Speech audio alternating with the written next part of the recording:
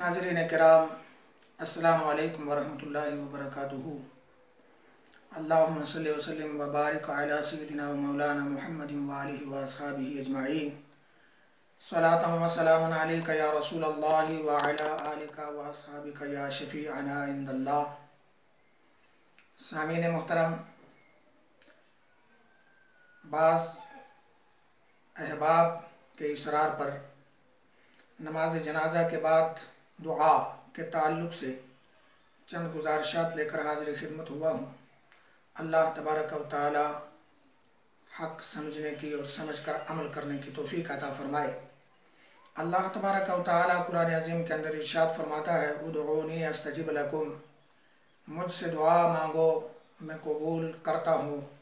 और सरकार मदीना सल्लल्लाहु तआला अलैहि वसल्लम का फरमान आलिशान है, जिसको इमाम हाकिम ने मुस्तदरक में रिवायत फरमाया। इसके रावी हैं सैयदना हज़रत अब्दुल्ला इब्न अब्बास रज़ियल्लाहु ताला अन्हु। आप फरमाते हैं कि सरकार मदनी ताजदार सल्लल्लाहु ताला अलैहि वसल्लम ने इरशाद फरमाया, अक्सर दुआ, दुआ कसरत से किया करो। पता चला कि दुआ मामूर भी है, यानी दुआ मांगने का हुक्म अल्लाह तबारक व तआला और अल्लाह तबारक व तआला के महबूब पाक सल्लल्लाहु ताला अलैहि वसल्लम ने इरशाद फरमाया है। और इमाम तबरानी ने हज़रत सैयदा आयशा सिद्दीक़ा रज़ियल्लाहु ताला अन्हा से एक रवायत नकल फरमाई है कि सरकार दो आलम सल्लल्लाहु ताला अलैहि वसल्लम इरशाद फरमाते हैं, इज़ा सअला अहदुकुम फलयुकस्सिर, जब तुम में से कोई बंदा रब्बुल ज़ुल जलाल से सवाल करे, दुआ मांगे, फलयुकस्सिर, तो कसरत से दुआ मांगे। फ़इन्नमा यसअलु रब्बहू, इसलिए कि वो तो अपने रब ही से मांग रहा है।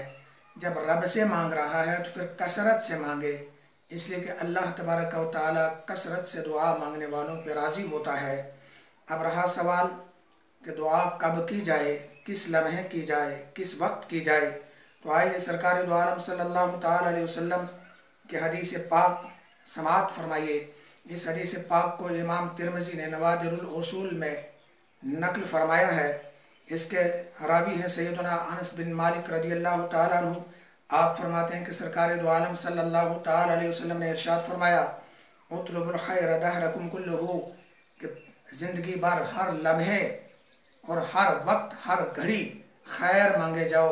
यानी रब्बुल ज़ुल जलाल से तुम मांगना चाहते हो, हर वक्त मांगो, हर लम्हा मांगो, हर घड़ी मांगो, उम्र भर मांगते जाओ। अब इस हदीस पाक के अंदर दुआ मांगने का हुक्म है, जिसमें सराहतन तामीम ज़माना मौजूद है, यानी ज़माने की कोई कैद नहीं कि कब मांगो और कब ना मांगो। तो इस तामीम ज़माना के अंदर, यानी ज़माने की उमूमियत में, नमाज जनाजा से पहले, नमाज जनाजा के बाद, नमाज जनाजा के मुत्तसिल, नमाज जनाजा से मुनफसिल तमाम औकात कतअन दाखिल हैं। दुआ जब भी की जाए मामूर भी है, यानी हर वक्त दुआ करने का हुक्म रब्बुल ज़ुल जलाल ने अता फरमाया है। और नबी पाक सल्लल्लाहु ताला अलैहि वसल्लम ने हर वक्त दुआ मांगने की तरगीब अपने ग़ुलामों को अता फरमाई है। लिहाजा जब तक किसी ख़ास वक्त की शरअ मतीन से मुमानिअत साबित न हो, उसे नाजायज़ समझना शरीयत मुतहरा का रद्द व इब्ताल है। अब रही बात नमाज जनाजा के बाद दुआ करने की, तो आइए ज़रा समाअत कीजिए कि फ़तहुल क़दीर किताबुल जनाइज़ में है कि सरकार दो आलम सल्लल्लाहु ताला अलैहि वसल्लम उस वक्त जब कि शाम में जंग मौता हो रही थी, अल्लाह के महबूब सल्लल्लाहु ताला अलैहि वसल्लम मिंबर पे जलवा फरमा हुए और मिंबर पे बैठ के जनाब जंग के हालात की खबर दी। आपने फरमाया कि ज़ैद इब्न हारिसा शहीद हो गए, और शहीद होने की खबर देने के बाद अल्फाज मुबारका ये हैं कि फसल्ला अलैहि व दआ लहू, कि अल्लाह के महबूब सल्लल्लाहु ताला अलैहि वसल्लम ने नमाज जनाजा ज़ैद इब्न हारिसा पर पढ़ी और फिर दुआ फरमाई, वक़ाल लस्तग़फिरु लहू, और अल्लाह के महबूब सल्लल्लाहु ताला अलैहि वसल्लम ने इरशाद फरमाया, ऐ मेरे गुलामों, तुम भी उसके लिए इस्तिग़फ़ार करो, दुआ करो। और अब देखिए मेरे हाथ के अंदर रियाज़ुस सालिहीन है इमाम नबवी अलैहि रहमा की।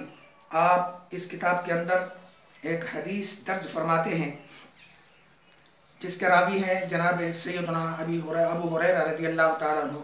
और जनाब अबू हुरैरा रज़ियल्लाहु ताला अन्हु इरशाद फरमाते हैं कि समिअतु रसूलल्लाहि सल्लल्लाहु ताला अलैहि वसल्लम यक़ूल, میں نے اللہ کے نبی صلی اللہ تعالیٰ علیہ وسلم کو فرماتے سنا ہے، اذا صلیتم علی المیت، جب تم میت پر نماز جنازہ پڑھ چکو، فاخلصوا له الدعاء، پس اس کے لیے خالص دعا کرو۔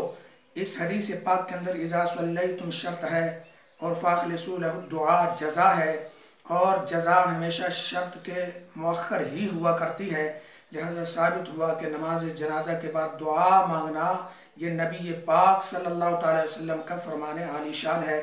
اب دیکھیے ذرا میرے ہاتھ کے اندر اب ہے بدائع الصنائع جلد 2، یہ ہے جناب حضرت علامہ علاء الدین ابی بکر بن سعود القاسانی رحمہ اللہ کی، المتوفہ 582 ہجری۔ آپ اس کتاب کے اندر ایک حدیث پاک درج فرماتے ہیں، اللہ اکبر کبیرہ۔ آپ فرماتے ہیں کہ جناب عبداللہ ابن سلام رضی اللہ تعالیٰ عنہ نے سیدنا عمر رضی اللہ تعالیٰ عنہ کے نماز جنازہ پڑھنے کے بعد آپ تشریف لائے، آپ نماز جنازہ نہ پڑھ سکے، بعد میں تشریف لائے۔